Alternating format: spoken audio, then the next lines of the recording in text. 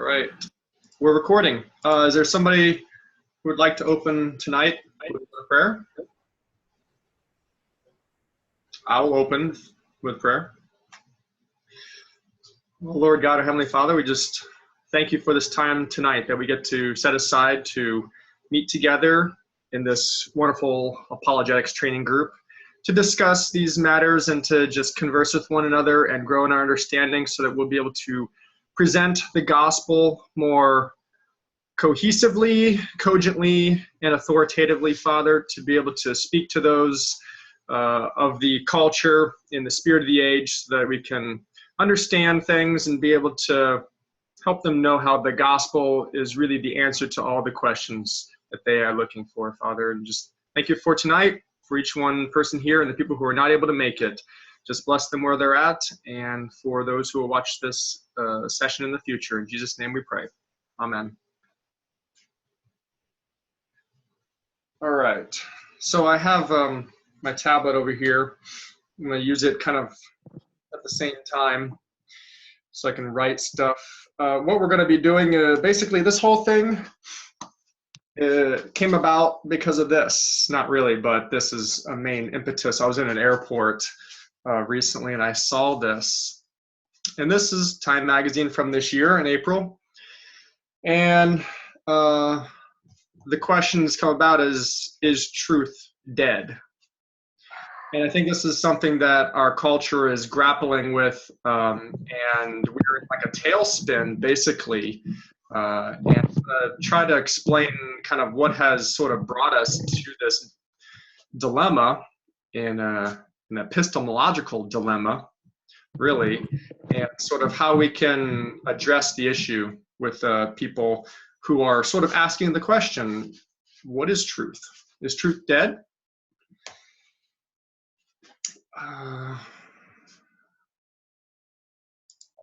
Yes, if I can probably mute everybody too, John, so.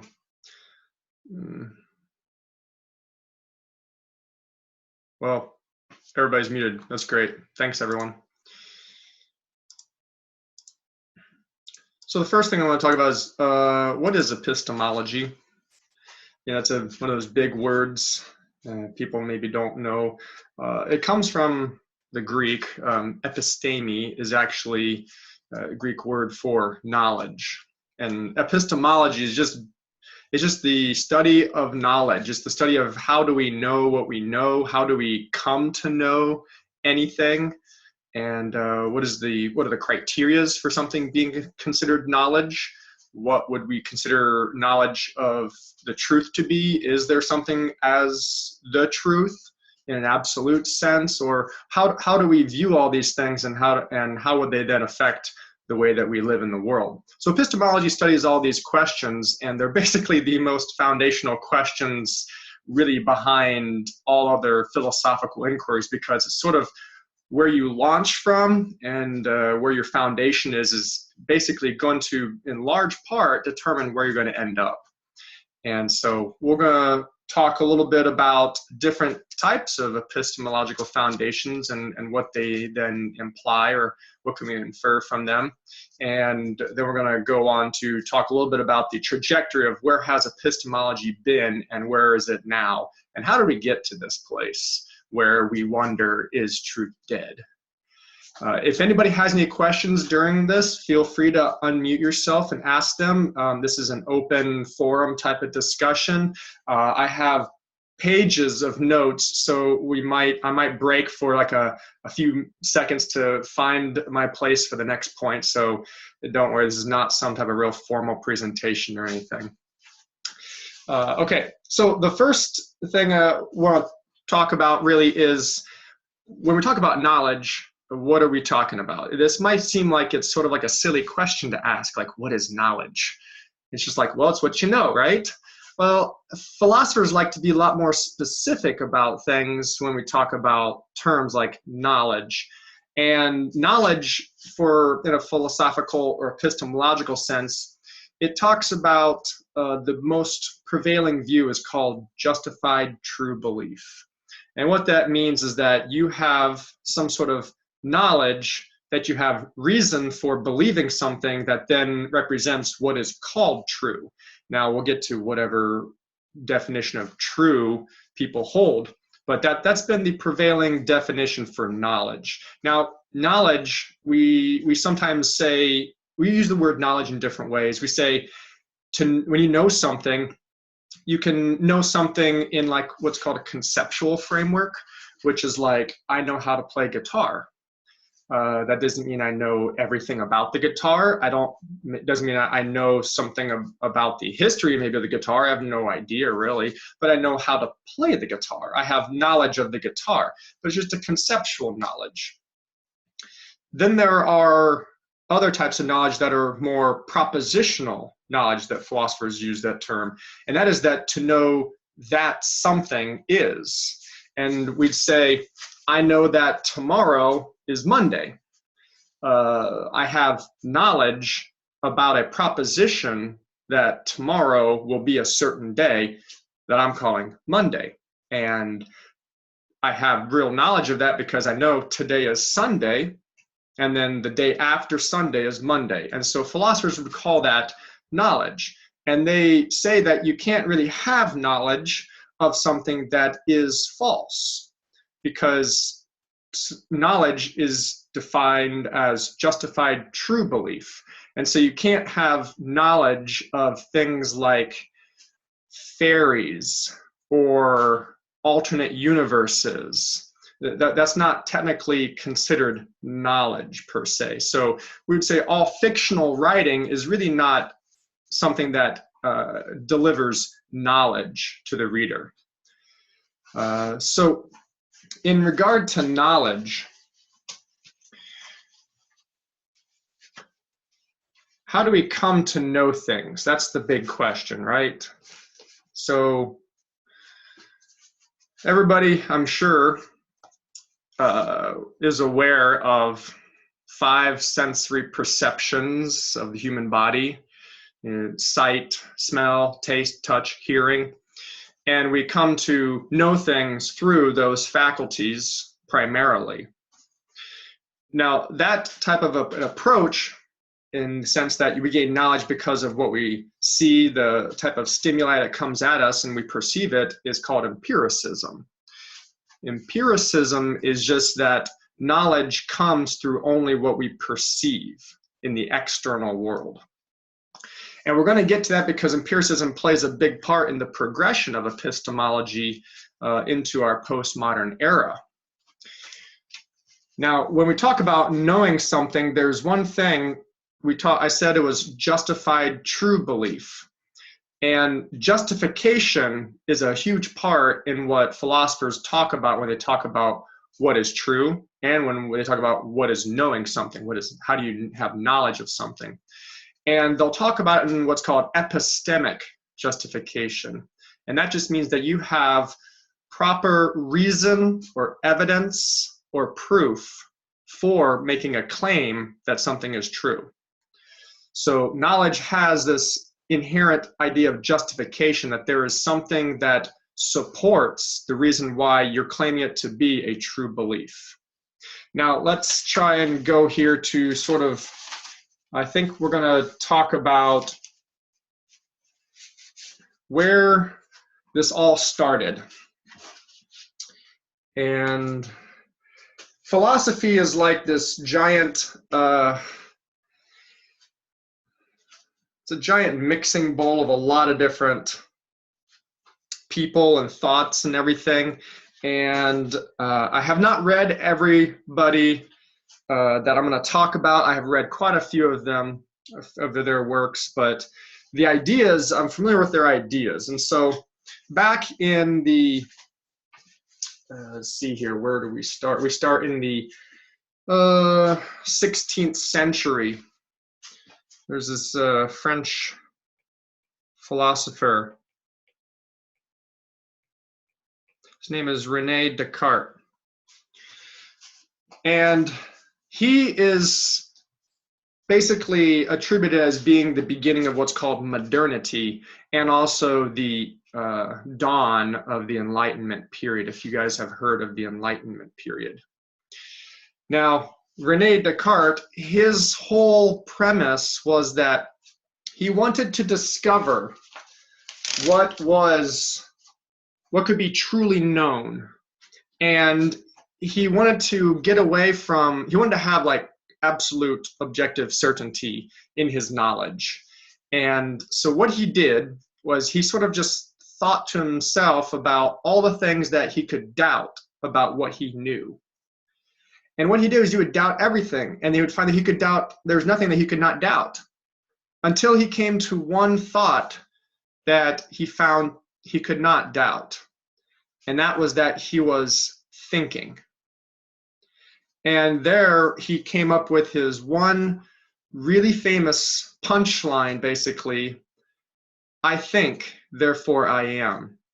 Cogito ergo sum, the Latin phrase. And that has been like the bastion of the beginning of the Enlightenment period. Now, in this process of wanting to have absolute certainty, Descartes wanted to base his knowledge upon something that could not be doubted. And his conclusion was his own personal existence was the only thing that he could not doubt. And therefore, he began to erect his entire epistemological framework upon the idea that he knows he exists. And he even then extends the idea of being able to extrapolate knowledge from that premise to the point of understanding the world, understanding God, understanding everything else. And that was a major shift, because up until this point, it was more or less the other way around, that humankind understood the world and themselves and everything based upon God's existence, and then extrapolated from there how to relate to each other and the world around them. Descartes flipped it around and put himself as the principal authority or source of understanding truth and knowledge, and then began to try to work outward from that framework. And this was sort of around the time also, this type of thinking of what's called rationalism, where people wanted to try and reason, that using their reason to find out knowledge. And this is sort of, in this vein is where some of the great mathematicians and scientists did a lot of their work. They wanted to use their reason to try to understand the world and make sense of everything. And so people like Isaac Newton, for example, wrote his extremely famous Philosophia Naturalis Principia Mathematica, which is the mathematical principles of natural philosophy, which is basically the groundbreaking work for his Newtonian physics, that he tried to explain through mathematical formulae how the entire universe operates. And he did it because he wanted to show just how extremely coherent the world is and how logical the world is, that reflects the intelligent design of the Creator. However, in doing that, he sort of gave explanation for everything without needing the Creator. It wasn't his intent, but that was what kind of came about from it. And therefore, in response to that, the idea that everything could be explained mathematically, there came about another philosophical giant. His name was Immanuel Kant. And he was in the early 18th century. And what Kant wanted to do is he wanted to sort of break free from institutional oppression. He was a Roman Catholic Christian, I believe. And he was responding to an empiricist named David Hume, who was a follower of John Locke. And I know I'm kind of name dropping here if you don't know who these guys are. But John Locke and David Hume were empiricists, which basically they denied all metaphysical realities. John Locke didn't want to, because he was a Christian. He wanted to try to prove that everything we know about God, we only know because of our perception of the world. So everything you perceive, you can then deduce something about God, but we can't actually know God and have any access to philosophical or metaphysical knowledge. However, in his tutelage, following after him, a guy named David Hume came along who introduced what's called radical skepticism. So we're going to go from Rene Descartes to where.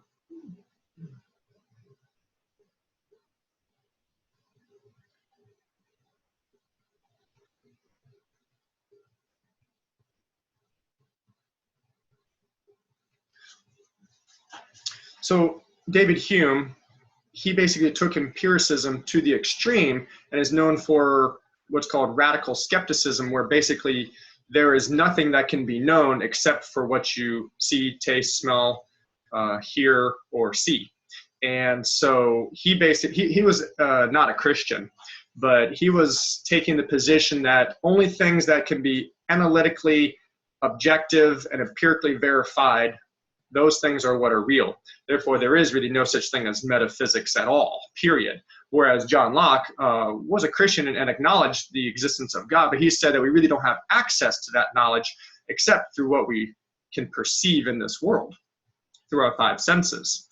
Now, Immanuel Kant comes along and reads David Hume's radical skepticism, and he gets fired up, and he wants to respond to it and sort of bring the idea that we do have access to knowledge about God through our reason.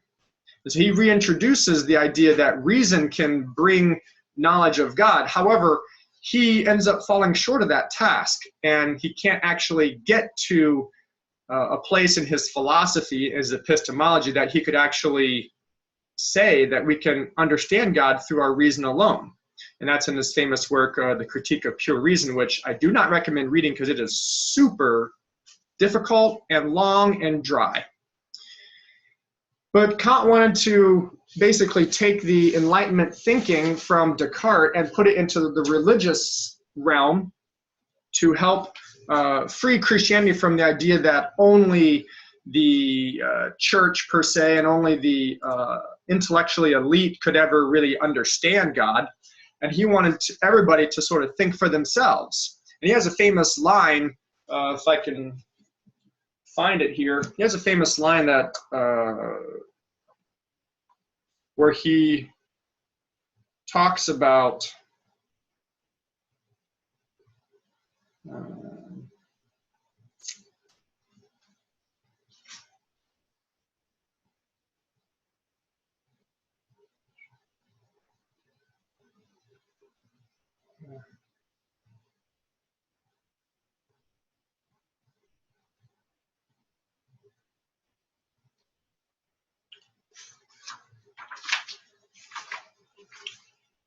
I don't know if I'm going to be able to locate it here. I didn't make a mark.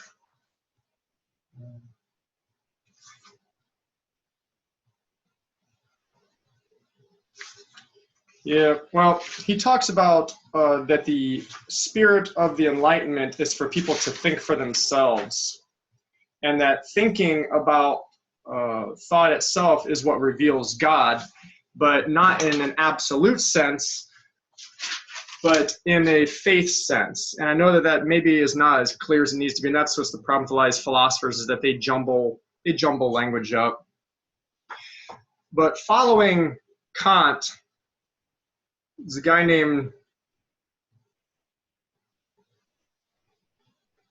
George Hegel.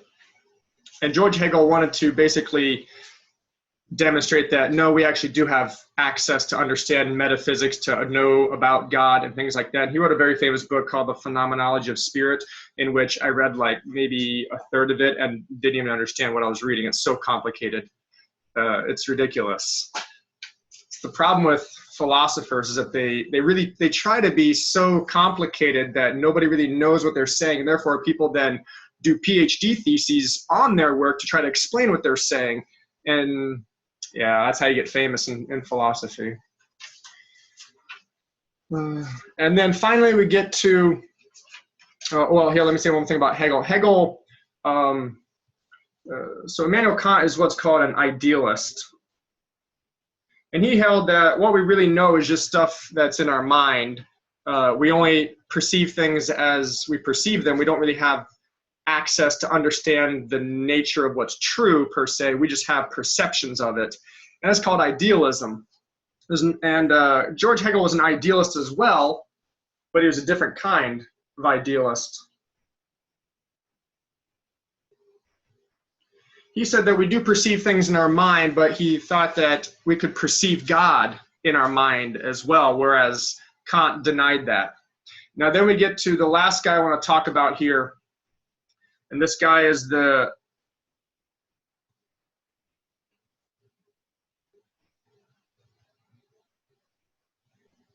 Soren Kierkegaard. Soren Kierkegaard is the father of what's called existentialism. He actually is a very, very interesting individual, and existentialism, let me write that down here.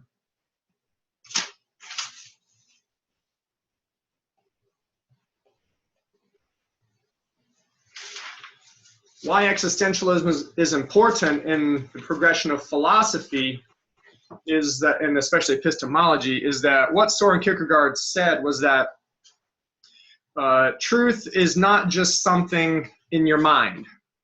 And so he sort of like was against rationalism. And existentialism is basically the idea that you look within yourself to find reality within your experiences, not within your mind and in your reason.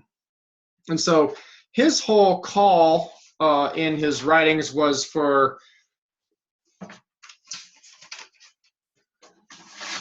people to not think of truth in the sense of propositions, but in the sense of what he calls subjectivity. Now, that is not the subjectivity that probably you are thinking of. It's not a relativistic subjectivity, but in the sense that truth is found in experiencing the subject of what you're talking about. And what he did, let me see, I got a quote here.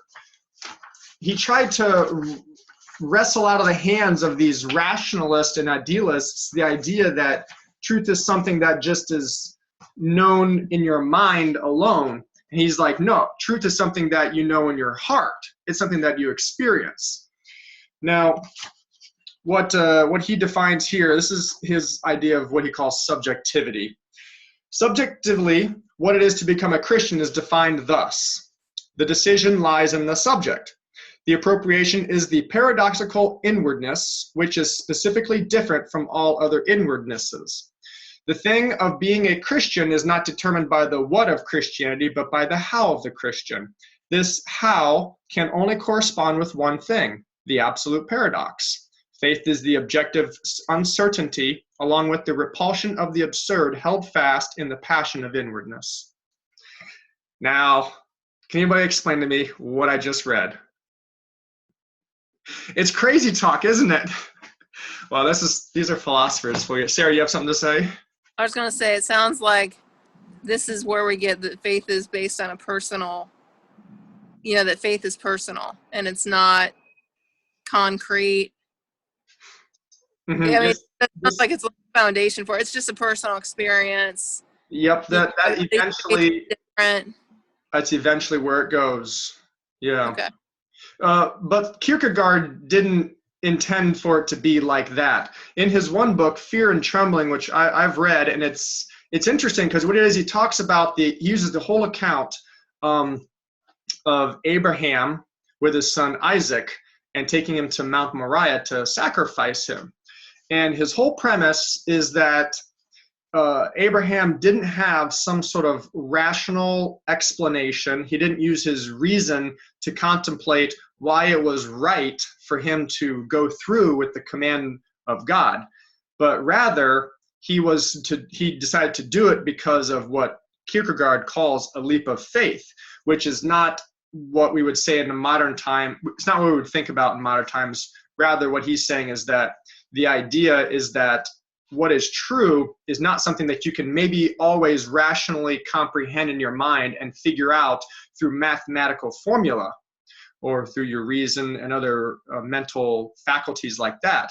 But it's something that you have to trust that something is true and go through with it even in the face of uncertainty. And yeah, Sarah, you're exactly right, because and it ends up that people take Kierkegaard's writings and then begin to extrapolate them further to sort of that what is true is just really everything that I experience, and it's true for me because I experience it, and whatever you experience is true for you. And then we come to what's called modern day secular existentialism, which is really the bad stuff. And we don't need to go there. There's people like Karl Jaspers, Jean-Jacques Sartre, and others like Martin Heidegger, and people who write about what's only really real is what you experience. But what Kierkegaard is trying to get at is that the way to grasp God is not just through the mind, but through the heart, through faith, through trusting in God and holding on to the idea that there is something real, even if you can't rationally explain why it's real.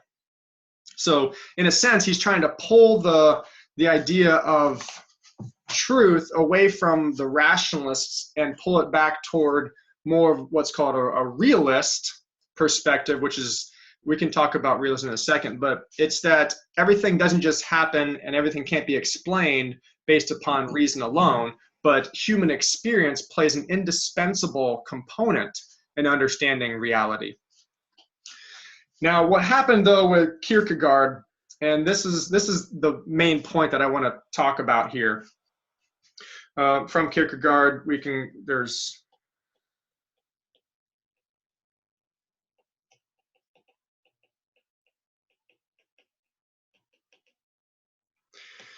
this branches off into two different types of schools of thought. Secular existentialism and then also religious existentialism. There's a whole wing of Christian philosophy and theology that stems from religious existentialism, including people like Karl Barth, if anybody's familiar with his writings. His transcendental theology is straight out of Kierkegaard's existentialism. So what this did is that it caused a division in what people can know. Their epistemological framework ended up being divided into what Francis Schaeffer describes as an upper story knowledge and a lower story knowledge.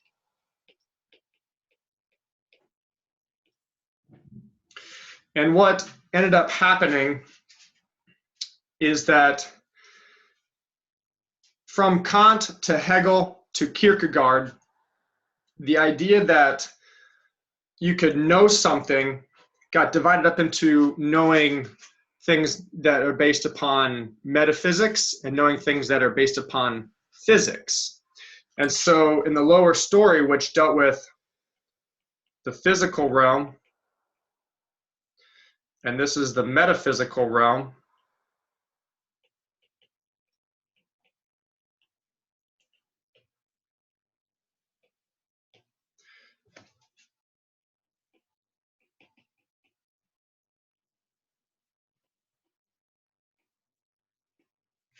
there became a separation between the two forms of knowledge, that if you wanted to know things about the metaphysical realm, that then became associated with faith. But if you want to know things about the physical realm, that became associated with reason. This then furthermore we'll put science, religion.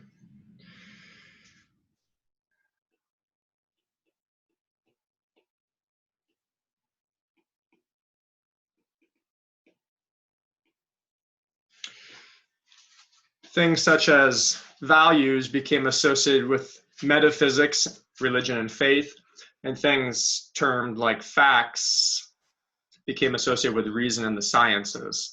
And so then you have this bifurcation in the epistemological framework where you kind of segregate the two pieces of knowledge about metaphysics and knowledge about physics, and that they each then have their own separate domain now. This basically was Kierkegaard's contribution, was that he's like, you guys, nobody argued that the physical realm was understood through reason and the sciences in the modern way that we use that word, because the ancient word for science, scientia, just the Latin word meant knowledge itself, but science in the modern sense. But now Kierkegaard was talking about, no, we can understand and experience God through an internal, personal experience. And that is something that reason and science can't really relate to. And so he took the idea of religious experiences and put it up into this upper story, as Schaeffer explains. Now, this then was extremely detrimental, because now what happened in epistemology was that you no longer needed a coherent approach to the two forms of knowledge, metaphysical knowledge and physical knowledge, or knowledge of metaphysics and physics. You didn't need to have the same epistemological approach to either one. You could have two different ones. And we see this now coming up here into postmodernism from about the mid-1930s on. There's been a big shift, and especially 1980s on, to where the lower story of reason and science has been kind of consuming the upper story. And so people are no longer talking about the upper story metaphysics in the same way they used to. Most of them are coming off of Kierkegaard's existentialism and making the upper story more relativistic. As Sarah was saying, everybody can kind of have their own truth. But I want to, before we move on, I want to talk about truth. So the idea of knowledge and the definition about being justified true belief means that we have to understand, well, what is true belief? What do we say when we say something is true? We're probably all pretty familiar with the passage in John chapter 18, when Jesus is having his dialogue with Pontius Pilate during the trial, right before he's going to be taken off and tortured and then crucified. And if you guys want to go there, John chapter 18, I'll just pull it up real quick. I think it's in the 30s somewhere.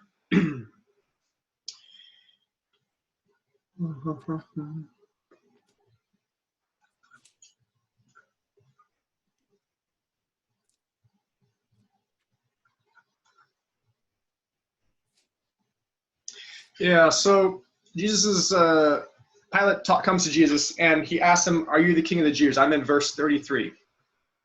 Jesus answered and said, "Are you asking this on your own, or have others told you about me?"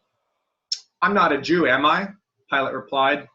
"Your own nation and the chief priests handed you over to me.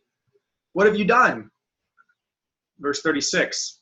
"My kingdom is not of this world," said Jesus. "If my kingdom were of this world, my servants would fight, so that I would be handed over to the Jews. As it is, my kingdom does not have its origin here." "You're not a king then?" Pilate asked. "You say that I'm a king," Jesus replied. "I was born for this, and I've come into the world for this, to testify to the truth. Everyone who is of the truth listens to my voice." "What is truth?" said Pilate. After he had said this, he went out to the Jews again and told them, "I find no grounds for charging him." The idea for what is truth is a long-standing question. And ever since back in the days of Aristotle and Plato and Socrates, they've talked about this. The idea is that there's been a long-standing definition for truth that follows what's called the correspondence theory, the correspondence view. And I want to read here.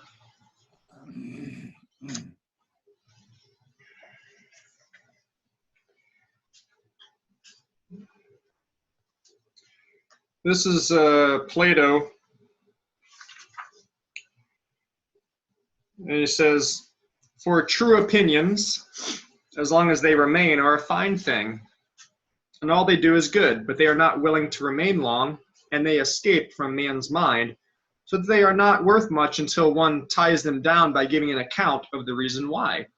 After they are tied down in the first place, they become knowledge, and then they remain in place."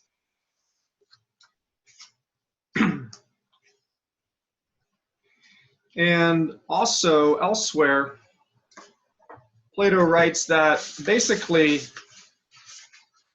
taking his cue from Aristotle, that what is true is what is, and what is not is false. It seems like it's kind of like pretty self-explanatory.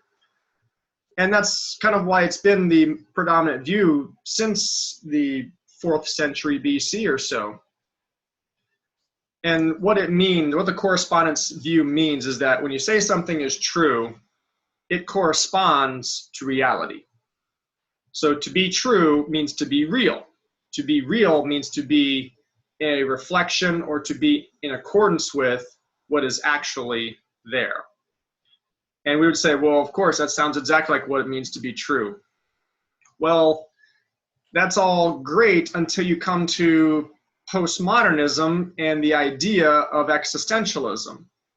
And now we have, in our culture, since it's come about predominantly from the early 20th century on, people looking to two other views on how to define truth. One is called a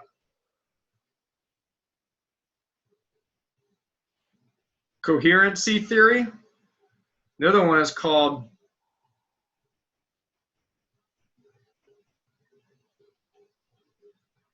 a pragmatic theory. The coherency theory, or the coherent view of truth, basically means that if people look at truth as being part of a system, and everybody's system can be different, the only restraint behind what makes something true for a person is if it fits within their system, and the system being their epistemological framework for what they understand, what they experience, and what they have kind of come to know, what their knowledge base is. So if you can think of it sort of like a spider web, in that everything is all interconnected together, and in whatever fits within that paradigm of that system of understanding, that can then be called true for that person, as long as it's coherent. As long as a person's world of system of understanding the world, as long as it makes sense to them and doesn't contradict itself, then that can be called true.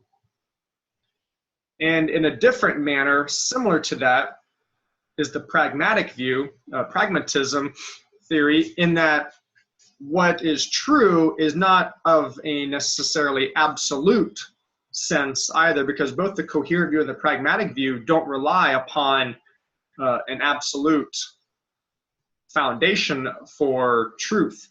It's more of a relative basis for truth. The pragmatic view says that truth is what is utilitarian, meaning what is helpful, what is good, and what benefits the person. In a pragmatic view of truth, if it helps you in your life, does something for your benefit, or is in some way practically applicable, and you can utilize it, then it can be true for you. And that's where we come to the idea that what's true for me is true for me, what's true for you is true for you, if it's good or if it's right or if it works. This is pretty much a pragmatic view, which pragmatism works its way out from the idea of existentialism, in the sense that what is real is not just what I can reason with my mind, but it's what I experience.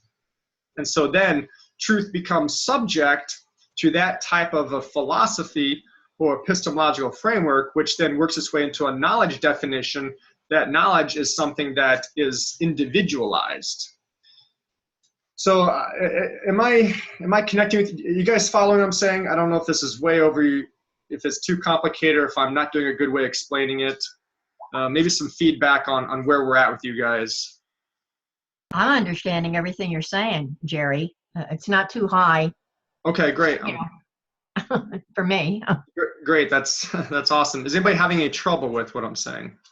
Yes, Sarah. It's not that what you're saying is hard. It's just very involved. Yeah, it is. And you can't get around that. You know what I mean? It is what it is. But I think you're doing a pretty good job, and we're listening. We're interested. Keep going. Okay, thank you. Yes, by nature, the subject matter is heady, and it would require a lot more to sort of fill in a lot of the gaps. And I'm trying not to skip too many gaps here, but it's just it's hard to really be able to cover it thoroughly without doing like a couple sessions on getting people up to speed with the terminology and the people and where the thought has come. I've read thousands of pages on this, and it's still hard for me to grasp sometimes. So, but I want to go back to this idea here that truth is subjectivity, which comes from Kierkegaard, Soren Kierkegaard, and that is that truth is something that is experiencing the subject, and that is where we get the idea that, like I just said, sort of truth is relative to each person depending upon what their life experiences consist of, their rational framework, and their reasoning mind can all put together in their world. And then we get to sort of the idea that then, well, the conclusion is that if people do not hold a correspondence theory of truth, then there doesn't actually need to be an absolute truth. And thus we find ourselves in postmodernism, where the correspondence theory is being challenged heavily. But the problem is this picture here that I've drawn on the top, is that people hold a correspondence theory when it comes to the lower story of knowledge. When it comes to the physical realm, the world of physics, meaning just the world of nature, they hold a correspondence theory because that's exactly how science operates. Science operates by observing what is real, and everybody agrees to that. That's not in question. What is in question is the bifurcation of, well, then let's talk about metaphysics. Now, what about the frame of knowledge for that quadrant or that realm?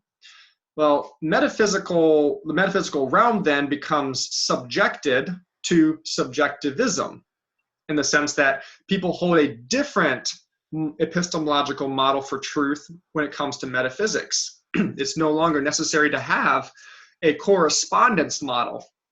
You can do a coherent model or a pragmatic model. And what has then developed from there is the idea of three major things: secularization, privatization, and pluralization. And I want to talk about these three aspects, which are the detrimental outworking of the division of knowledge in the lower and upper story, as Francis Schaeffer describes it. So let me see, we're gonna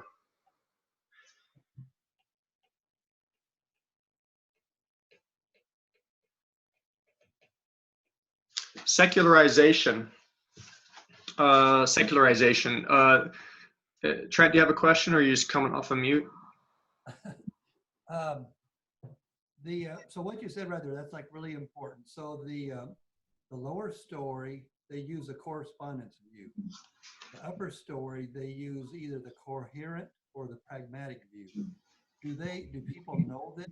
Do people, from your opinion, from what you've read, do people understand that they're using two different standards for the scientific information and physics information? I mean, that's kind of like the whole problem. It is the whole problem. And yes, most people are aware of it, and they don't see it being a complication. And this is the whole premise behind this really cool book here.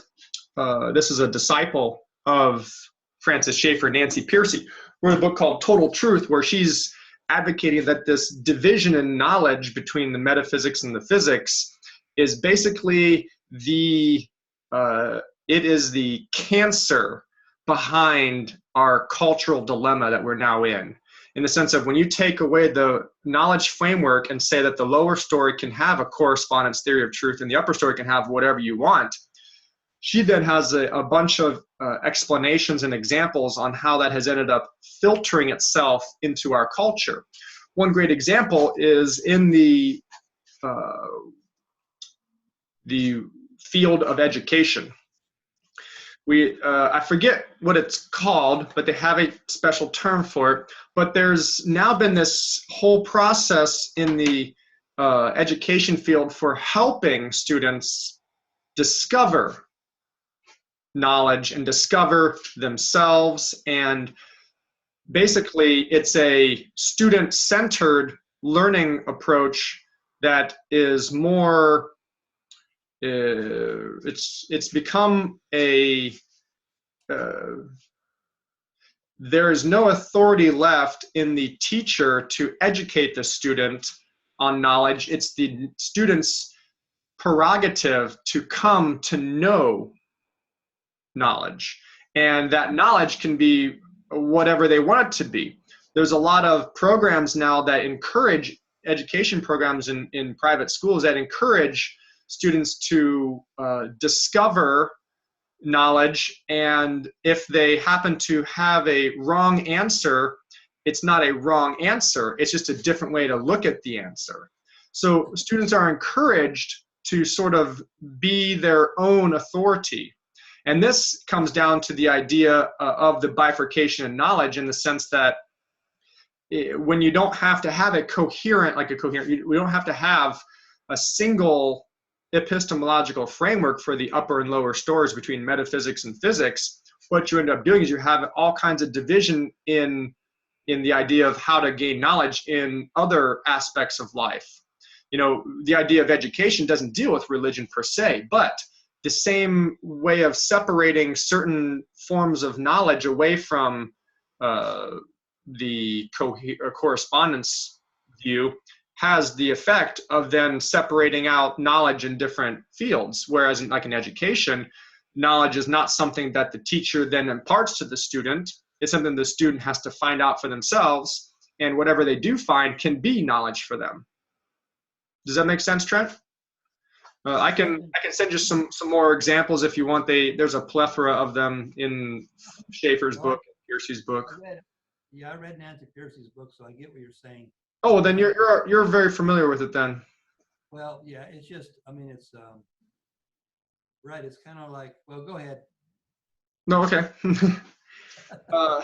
So secularization was where I was going to go to. There's secularization, privatization, and pluralization. The idea being that secularization, from the Latin word okay, so everybody's doing it, great. Secularization comes from Latin word meaning of the world. And what it denotes is that basically the public life of every person is supposed to be lived in the lower story.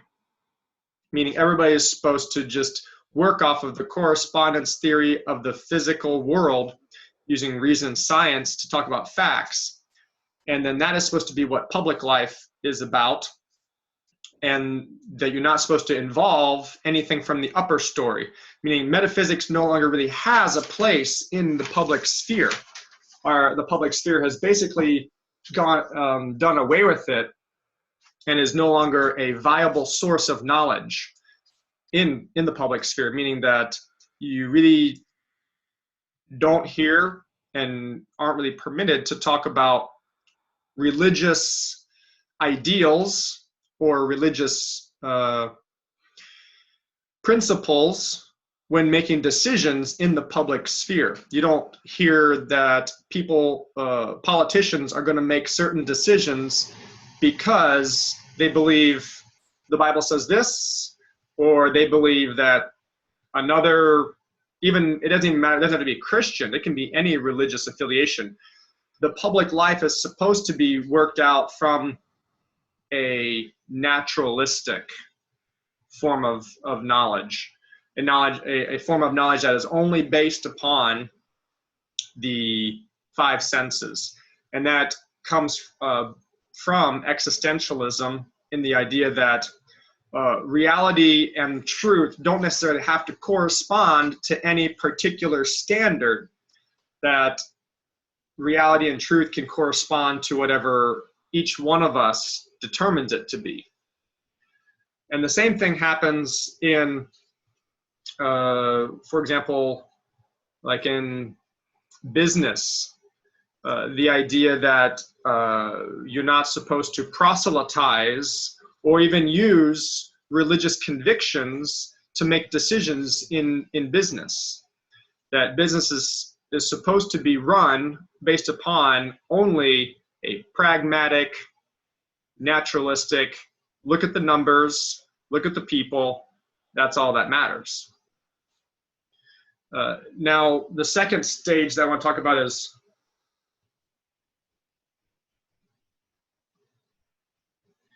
privatization. Now, this is related to secularization because secularization produces privatization. Privatization is that faith is not really something that forms a community anymore, or that people can use as an identity factor in public life, but that all aspects of faith are relegated to the private life, meaning when you leave your home, you then enter the secular world in which you abide by the secular standards. When you return home, you can return to your private life of faith, but you do not mix the two. So secularization is that you can't really use faith in the public sphere. Privatization is that you can't even really identify yourself in the private sphere with your faith.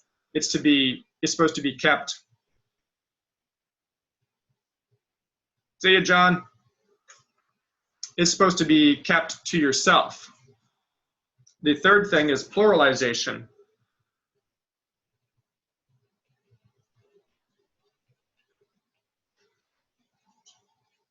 What happens in pluralization is that because of the distinction between the upper story and lower story knowledge realms, is that now, because the idea of faith has left the realm of absoluteness, it now becomes relative, and relative then means that any faith is valid. And this is where we get the idea of tolerance, toleration, where in the idea of in the religious scheme, we're not supposed to segregate, or we're not supposed to be biased toward a particular faith view, but we're to embrace all faiths because they're part of a subjective interior type of experience, of which a person views it as being true if it works for them. Now, there's a great example I was reading one time about, where did I leave that at? It's actually kind of a really interesting story. Well, I can recall most of it from memory, but there's a person who was getting ready to get on an airplane, and hypothetically, this is a hypothetical story. There were two airplanes. One of the airplanes has basically a unstable aerodynamic profile. It has had warning lights for the engine, like check engine lights have been coming on like all the time. It seems to not run very well, and it's shaky, and some of the pieces are coming apart on it. You have another airplane that's nice and sound and new and has like everything working properly. The idea is that you have this person come to these airplanes, and you ask, which one would you rather choose to fly on? Well, the one that they would choose to fly on would probably be the nice new one that has passed all the inspections, that is held together, the engines are running well, and there's no danger lights on. But then you would ask them, well, why would you choose that one over the other airplane? And they would probably reply by saying that it has all the safety regulations and they would want to feel safe in that airplane. But the problem is that people, when they have this differentiation between the upper and lower story and they have a relative view of what faith is, they come to those airplanes not knowing necessarily all those details. And therefore, they will choose the airplane that's most comfortable to them based upon not necessarily whether or not it really functions right or works well, but maybe because of certain things such as, well, my buddy's going on that one, or maybe because that one looks more fun, or I like the paint job on that one, or they offer free in-flight movies, whatever the incentive is. But usually when they come to the airplane, they don't look at the actual functionality of the airplane like they're supposed to. And so that's kind of the problem that comes with the pluralization, is that people will go into whatever airplane they like, thinking that they can have the same flight as everybody else, not knowing that the danger lies in the dysfunctionality of the one airplane and the functionality of the other airplane. So I hope that analogy makes sense. But the idea being is that pluralization is that we're supposed to have, we're supposed to have a sort of a tolerance for other types of faith and view them and kind of not just tolerate them in the sense that, well, if you want to believe what you want to believe, that's fine, but it's to actually accept and approve of another person's religious preference and to condone it. So those are kind of the three outworkings of this problem, this epistemological problem that has come about because of the philosophical move in epistemology. And I think the last thing I want to talk about is really the idea of, okay, so if we're talking about truth, the thing that I would say that you'd want to talk about with people is, okay if I turn off the whiteboard screen, or does everybody still want that up? Or okay. I think if you're going to talk to somebody in the world and you want to talk about epistemology, I think the place to go to, let me get a drink real quick. The place to go to is, does it matter? And I think that is where the argument will end up going no matter where you started at. Is that if you'll press them to talk about, does it matter what view of truth you hold? Does a correspondence model really matter? Does it matter that when you say something's true, it actually really refers to something that is real? For example, nobody would argue that I'm not holding a coffee cup right now. But if I say, oh, but after you die, you go to this really cool other universe where you end up getting reincarnated as a sponge. You know, does it matter that somebody would think that that would reflect what is real? So the question of does truth matter really will come down to, does truth matter when discussing metaphysical issues? Now, I think it was C.S. Lewis, that's right. He said, nothing is so self-defeating as a question that has been raised without taking the question itself to its logical conclusion. And that one's for you, Sarah. So what is that getting at? Well, Francis Schaeffer talks about taking the roof off of a person's philosophy. And what he means is that what you do is you push it all the way to the end of, well, where does this end up leading you? And then you show them that it is really incompatible to hold that view. Now, when he says taking the roof off, what he means is that he says it's a metaphor for taking the roof off and letting the storm of their own philosophy rain on them and let them get wet. So with the idea that C.S. Lewis is also talking about here is that what we need to do is when we talk about does truth matter, we have to help people sort of work through their idea of what is truth, and if I hold a certain view of truth, what then does that ultimately mean? You know, it really was great in Piercy's book, Total Truth. She talks about, you know, if somebody holds a completely naturalistic worldview, which basically they don't have an upper story at all, like it's gone. It's a one-story house. That there was a person, a atheist and a naturalist being interviewed, and he was talking about that he'd just written a book about rape and actually condoning and encouraging a positive view of it, in the sense that what it does is it shows that some men or women are actually following the Darwinian program to try to ensure their survival. And so that's basically where the naturalistic worldview ends up going, is that if it is in fact that we are just evolving according to survival, and that it is a survival of the fittest, rape is a natural part of that progression. And if that offends anybody, I apologize, but that took me by surprise in reading the book, because that is what it means to take the roof off of a philosophy, is to realize what is the end result if you push this thing all the way to the end of the tracks. And this guy, he got berated for this statement, but he's like, if you hold a naturalistic philosophy, this is what it means. I mean, he was, to be honest, he was being honest, you know, about his philosophy. He was pushing it to the end, but nobody wants to hear that.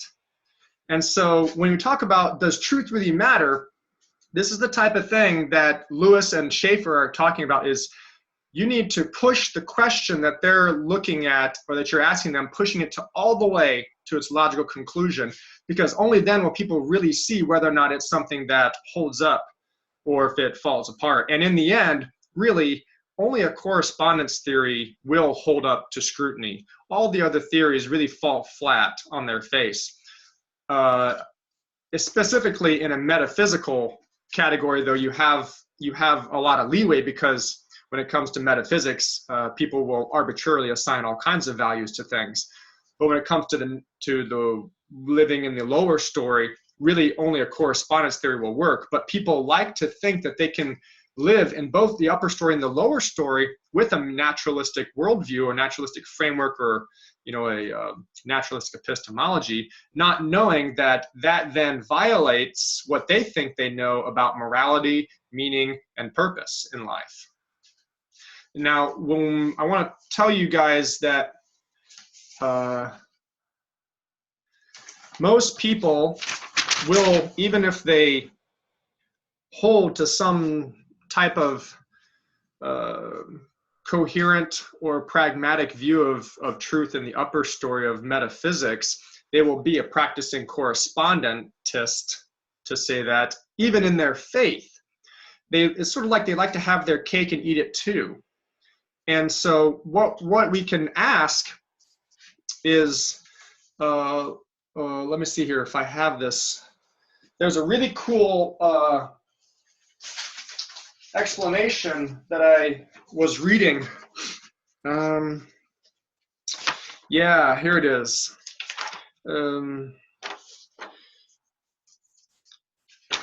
This is the journalist. I forgot his.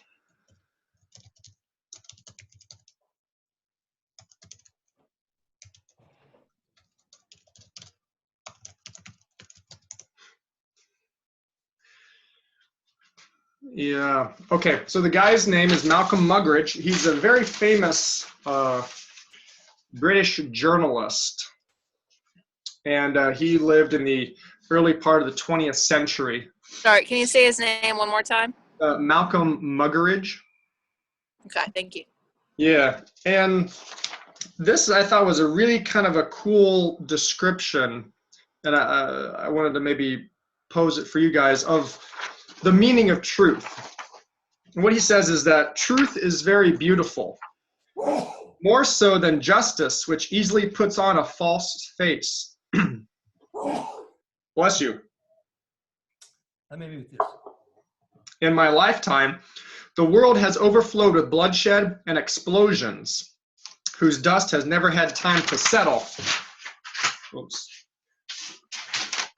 Before others have erupted, all in purportedly just causes. The quest for justice continues and the weapons of hatred pile up, but truth was an early casualty. The lies on behalf of which our wars have been fought and our peace treaties concluded, the lies of revolution and counter-revolution, the lies of advertising, of news, of salesmanship, of politics, the lies of the priest in his pulpit, the professor at his podium, the journalist at his typewriter. It is truth that has died, not God. In this Sargasso sea of fantasy and fraud, how can I or anyone else hope to swim unencumbered? How can I learn to see with and not just through the eye? How can I take off my own motley, wash away the makeup, raise the iron shutter, put out the studio lights, silence the sound effects, and put the cameras to sleep? How or can I ever watch the sun rise on Sunset Boulevard and the sunset over Forest Lawn? Will I ever find real furniture among the studio props, silence in a disc cloth, love in a strip tease, read truth off an auto cue, watch it on a screen, chase it on the wings of music, view it in living color with the news, hear it in living sound along the motorways? No, not in the wind that rent the mountains and broke in pieces the rocks, not in the earthquake that followed, nor in the fire that followed the earthquake. I think I could probably hear it in that still small voice. Not in the screeching of tires either, or in the grinding of brakes, or in the roar of jets, or the whistle of sirens, or the howl of trombones, or the rattle of drums, or the chanting of demo voices. Again and again and again, I long for that still small voice, if one could only catch it. So what is Muggeridge saying here? What he's saying is that our world is like inundated with all these different sources of knowledge claiming to be truth. But in the end, Malcolm Muggeridge was an atheist, but later in his life turned Christian. And he found that the only satisfactory answer in life was the answer found in the Lord Jesus Christ and in the scriptures depicting a God of love who, even though breaks the mountains and rumbles the earth with quakes and has a firestorm passing by, it's just the still small voice that brings truth into the ear of the one who would hear. And I think that when we talk about truth and epistemology, there's no reason to get into the more philosophical nature of it.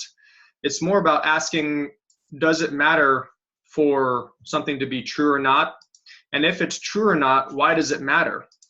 And the question that I always raise is that of morality. You could go with meaning and purpose or something of the like, but when it comes to morality, there's no way to evade the idea that if truth is relative and if there is no real correspondence to reality, then moral standards are completely subjective. They're relative. And therefore, every person can say what is right and what is wrong for them. You know, it's staggering because there's a study that was done last year by the Barna Group that showed that 74% of millennials, which is I think age 35 and lower now, 35 and younger, 74% of them believe in relativistic morality.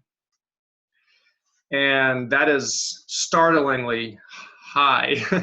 That is three out of every 4 people do not believe that there is something as absolute morals. And so I think what we can ask people is simply that if there is no standard for morality, if there is no such thing as an absolute moral code, or there is nothing that is considered absolutely right or absolutely wrong, then I would ask them to define basically what love is. Because love is inherently bound up in truth. And if there is no absolute truth, then love has no legs to stand on. Because to say that you love somebody doesn't necessarily need to correspond to reality in their world if it corresponds to reality in your world. And therefore, then nobody can actually say that love is real if it's elusive.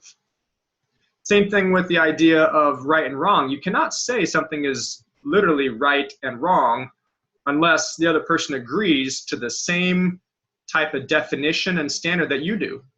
And therefore, if you say something is right and I say no, it's not, you can't say that I am wrong and I can't say that you're wrong unless we both hold to an absolute truth. And so people usually flutter at that type of question because people don't think in those terms. They like the idea of let everybody be. They like the idea of I can do what I want and won't have to be held responsible for it by any type of ultimate being. And I don't have to basically defend myself against any type of criticism because everybody can be who they want to be. They like to think like that. That's a very, it's like a fun and non-aggressive sort of approach to life. The problem with that thinking is that people don't actually understand what that ultimately implies. They have not pushed that philosophy, that epistemology to its logical conclusion. They have not ripped the roof off of their own house to find out whether or not it's going to rain on them. And so I think that asking those simple questions really will put people into a position to reconsider, do I actually have a legitimate reason for a certain type of epistemology that I hold? Do I think that truth is absolute? Do I think that there is something that is called reality of which all of us have to agree exists? So I could give a list of questions like there's, the major tests for truth, the idea about, is something true? The criteria that has been posed for a long time is it logically consistent, empirically adequate, and experientially relevant? Meaning, does it contradict itself? Yes or no? Is it something that we actually see to be true, or can we verify it through proofs or evidence or reason or things like that? And is it experientially relevant, meaning that is it something that actually will transpire in the world? Or are we all just making it up? George, welcome. Can you hear me?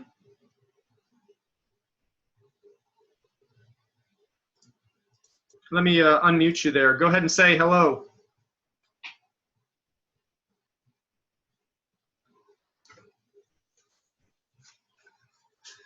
Not getting a...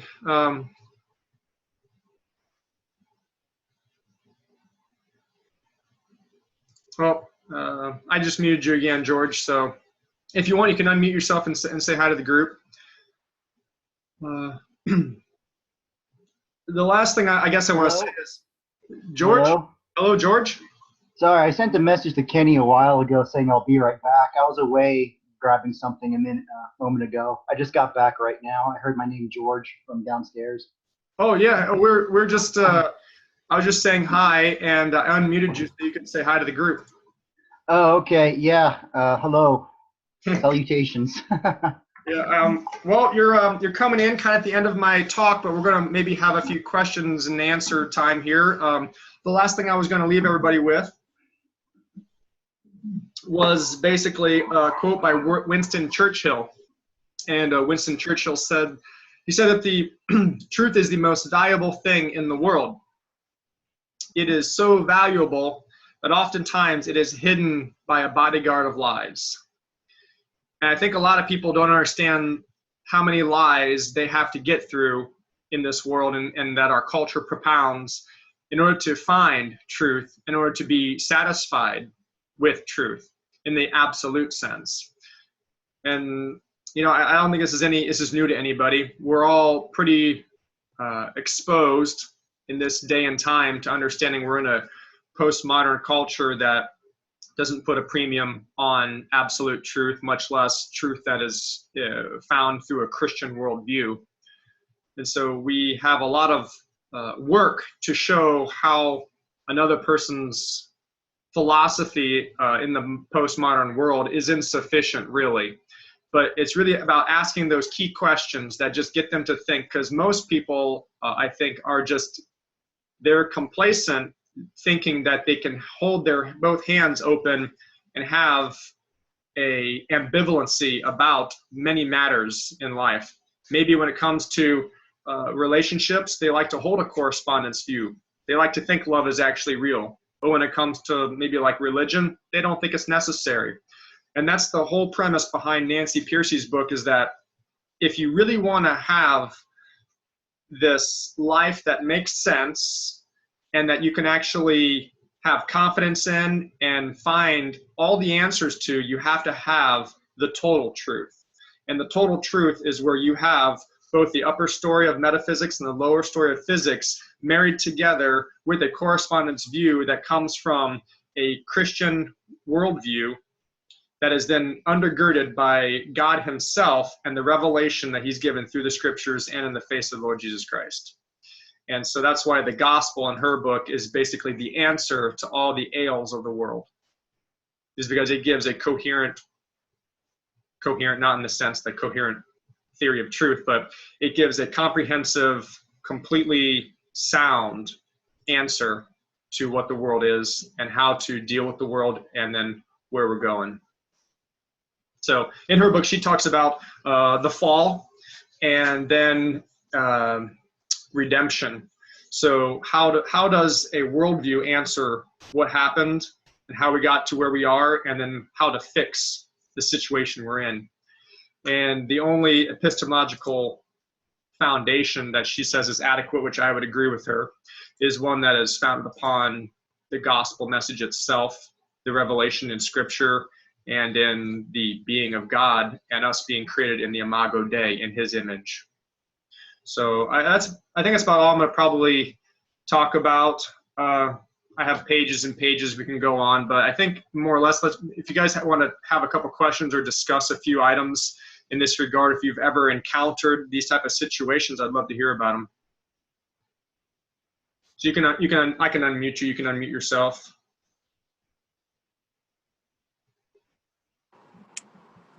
Thank you, Jerry. Yeah, I mean, I definitely have encountered, a lot of people my age believing that truth is relative.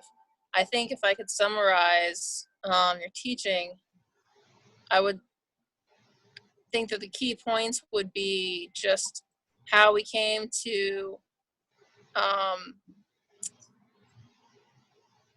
scientifically part physical versus metaphysical, and why we approach it differently. Just the fact that we completely our approach to metaphysical and physical truth are completely at odds. That just wow, explains everything right there. Yeah, that's how you can find people who are Christian scientists a lot of times, who will operate in the lower story of facts and physical data, and they operate just fine on a correspondence type of model in epistemology, but then they can relegate whatever type of model they would like to the upper story of their religious life. And therefore, people find it okay to live a dichotomy, almost like a two-faced life in their epistemology, where they'll live in one sector according to a certain epistemological foundation and then just change in another sector. I often wonder why they did that. It helps explain a lot. I mean, I took philosophy in college, but it's from a secular worldview, secular school, and that kind of thing. So it changes. Just public college doesn't explain that. Sure. Yeah, I went to public school too.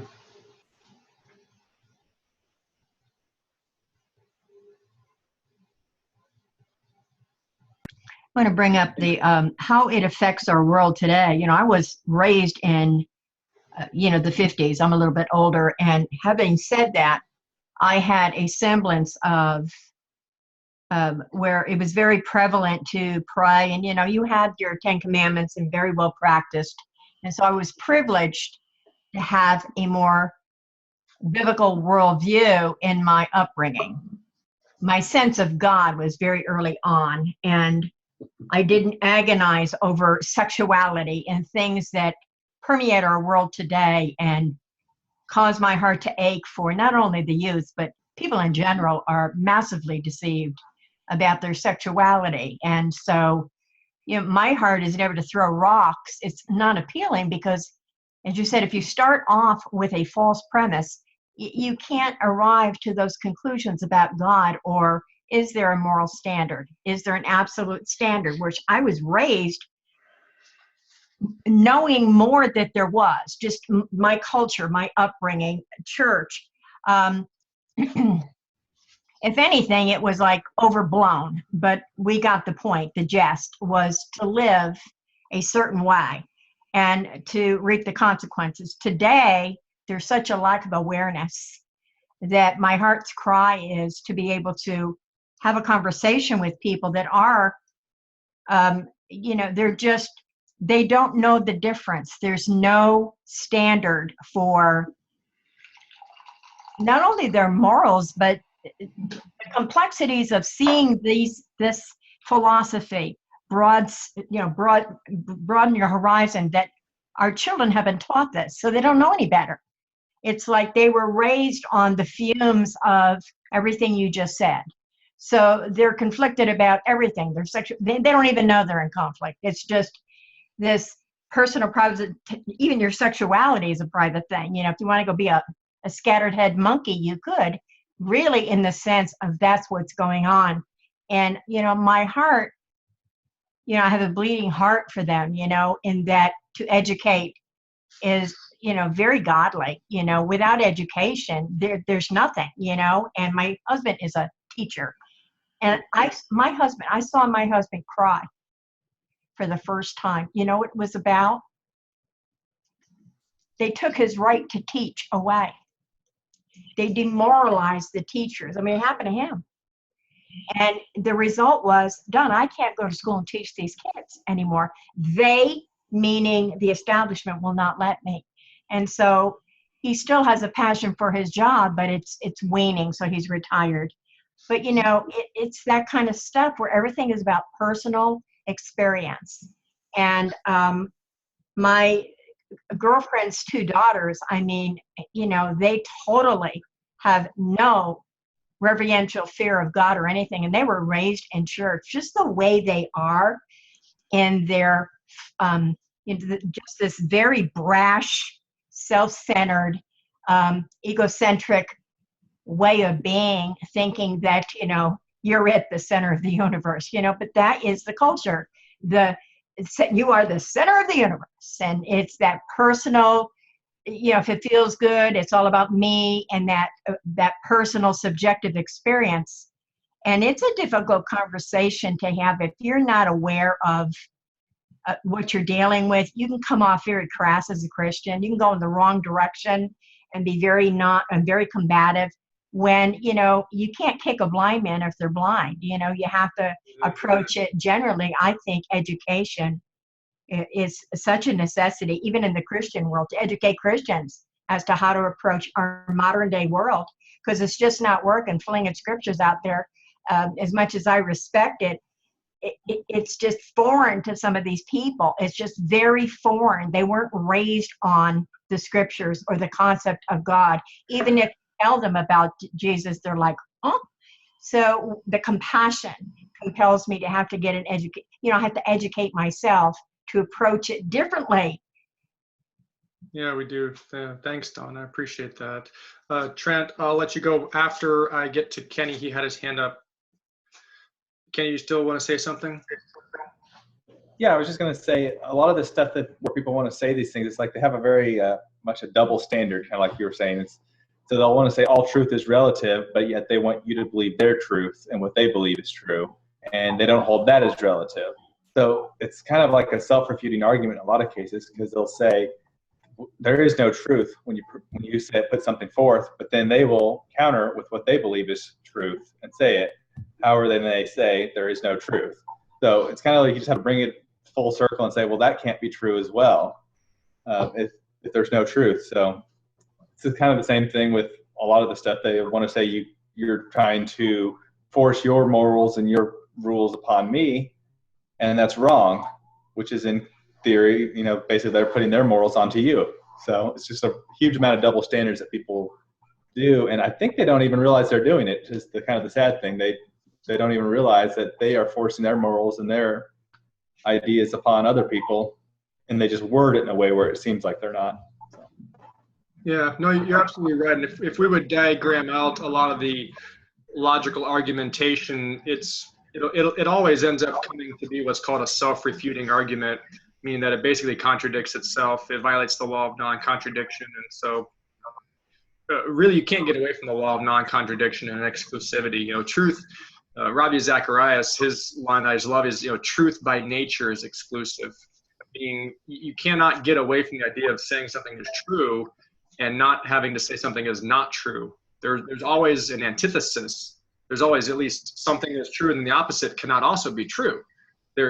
So when you say something is true, you say something is not true at the same time, and therefore relativism really is empty water. I mean, you can't, or it holds no water. That's what I meant. It holds no water because it can't stand on its own. It ends up crumbling. So you're absolutely right. Trent, you want to say something? I want to say, Jerry, you did a really good job of summarizing a lot of what's in Hope. It's like incredible how you put that into an hour and a half. But going from the different man down to the different views, and then I hope it was intelligible enough. I was fumbling a little bit over my notes, so I apologize about that. Well, you did a really good job as far as just summarizing kind of where we were and how we got here and what we're up against.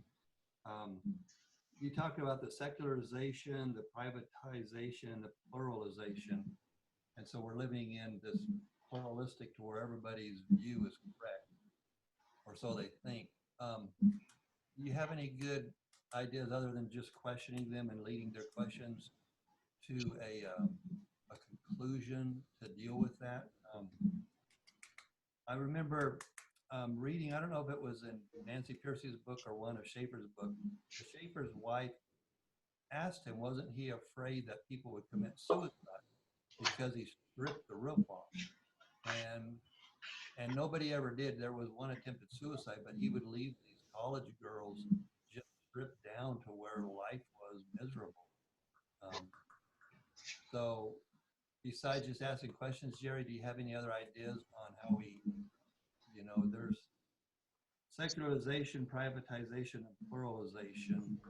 Is there any way to get around that you see? Or well, I don't think there's any way to get around it. That's just the state of affairs that we're currently in our culture. But what I'm going to say is that it is definitely irresponsible to tear the roof off of somebody's house philosophically and not help them build another one.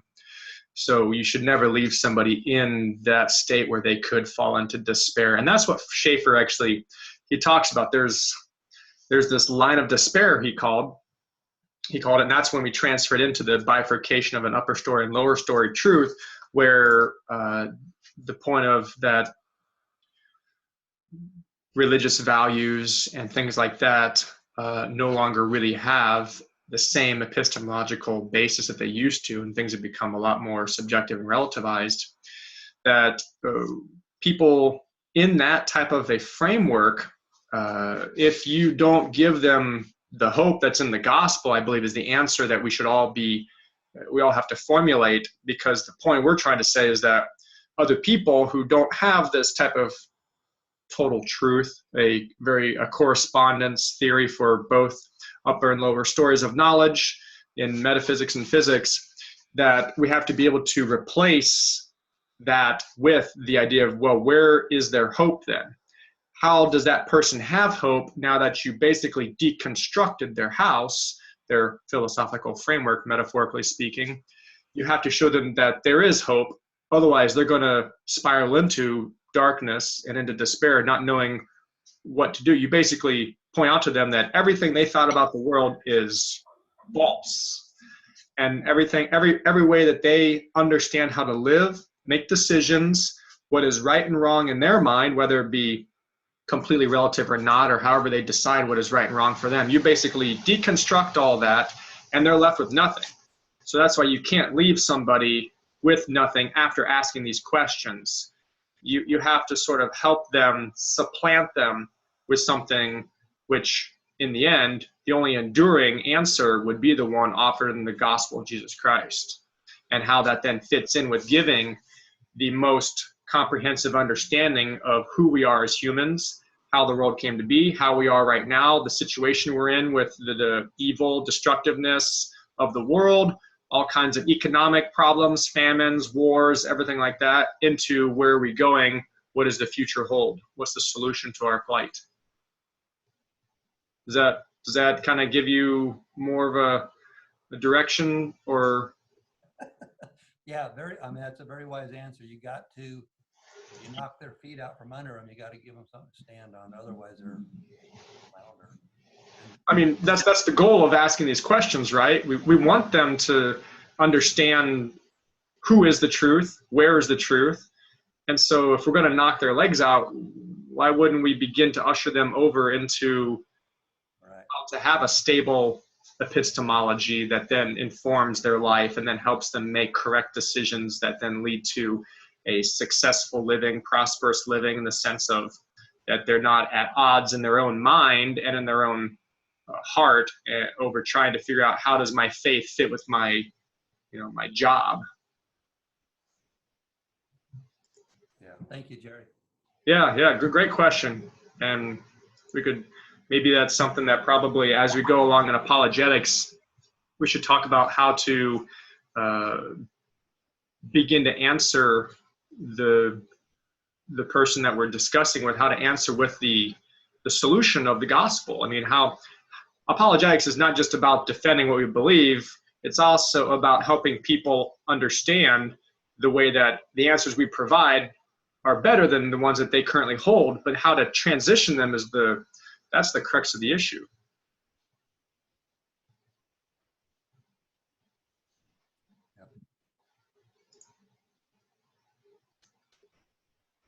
Nope. Does anybody else have anything they'd like to say, or should we close up the session here? Yeah, Annalisa. Yeah,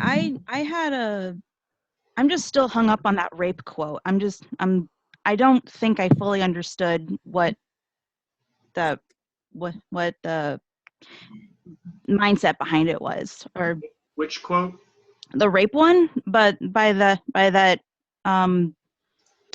it was in the same conversation as the By the naturalistic world. yeah. Mm-hmm. When you take the roof off the naturalistic worldview, you're saying that rape is okay because it's prolonging life, basically. And it's, everyone's strongest, the fittest survive. Would you like for me to reiterate? Because Sarah just basically answered it. Are you still unclear about how that relates to when you push a person's philosophy or epistemology to its logical conclusion, it then ends in places they don't like it to end in? So that was an illustration of people who hold a naturalistic view. If you push it to the end, it ends up going places that they don't want it to go. Okay. Does that make sense? It makes sense to a point where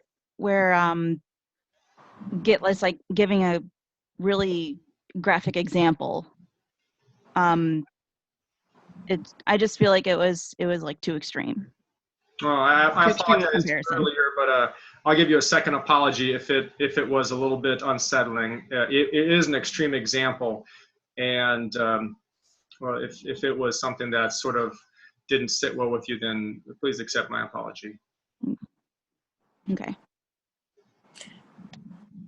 I think, not to be defensive, but that actually is kind of the point. We really want to rock the boat here a little bit and show people that is, if we blow the roof off their theology, it's gonna be shocking. and kind of offensive because they probably haven't thought about it that way before. They haven't realized just how far it can go. Well, for me, forgive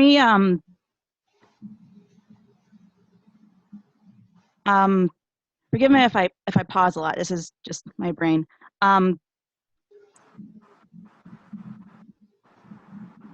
Rape in particular, there's no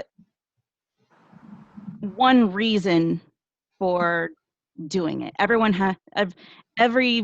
Every case is unique. There's a different motive behind each case. So generalizing into one category as survival of the fittest or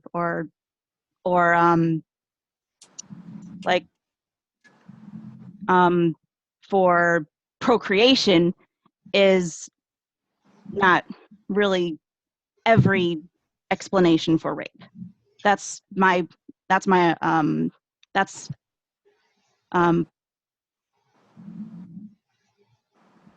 just my thinking.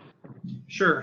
If you'll allow me to reply to that, the point of the example was that in a naturalistic framework, it's not that every rape is represented by a naturalistic drive, but that in naturalism, rape is okay. Okay. See what I'm saying? So I'm not saying that everybody who gets raped, which we don't need to belabor this any longer than it's necessary, but it doesn't mean that they're basically just acting out of instinctual, animalistic urges to survive. But from a naturalistic perspective, you can't condemn rape. Gotcha. Okay, I got it. Okay. Thank you. Yeah.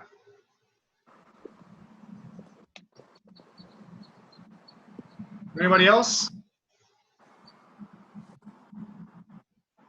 All right, guys. Thanks for sticking with me through this. I know it was kind of some lofty material, and I tried to do my best to explain it, so I hope it was profitable to you guys, and look forward to our next session, whatever we end up talking about. And yeah, if you have any questions about what I presented, please don't hesitate to contact me, jerry@stfonline.org. Otherwise, have a great week, everybody, and we'll see you next time. Love you Night, guys. guys. Thanks, Jerry. Good job, Bye, Jerry. everybody. Good job. Bye. Thanks, Jerry. Good stuff.